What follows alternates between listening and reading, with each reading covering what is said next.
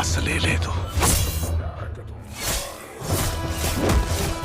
ధైర్యం తప్ప ఏమీ తెలియని కళ్ళల్లో మొదటిసారి భయం పొరలు కమ్ముకున్నాయి. ఎవరు చేశారు ఇదంతా? సానా పెద్ద కథ సామి. రక్తంతో సంద్రమే ఇరుపెక్కిన కథ మా దేవర కథ.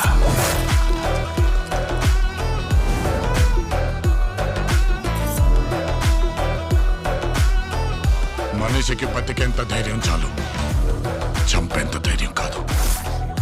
కాదు కూడదు అని మీరు మళ్ళీ ఆ ధైర్యాన్ని కూడగలిగితే ఆ ధైర్యాన్ని చంపే భయాన్నైతా.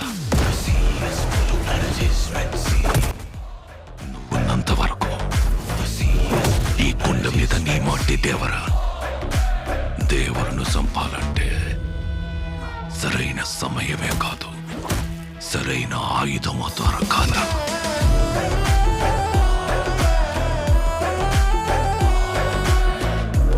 ఎప్పుడు చూడు పిల్లతనం పెరిగితనం వాడుతూ ఎట్టాగే. కొంపతీసి బరిలోకి దిగుతావైంది. ఏం మాట్లాడుతుంటావు? చంపేస్తారు నన్ను. ఆడికి అళ్ళయ్య రూపం వచ్చింది గాని రక్తం రాలేదే. పని మీద పోయినోడైతే పని అవ్వంగానే తిరిగి వస్తాడు. పంతం పట్టిపోయి ఉన్నాడు నీ కొడుకు.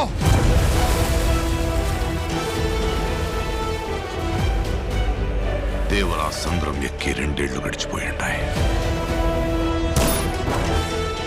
కళ్ళు మూసినా తెరిచినా సముద్రంలో చూసిందే కనపడుతోంది. భయం మరిచి ఎప్పుడైనా తప్పుడు పని కోసం సంద్రం ఎక్కితే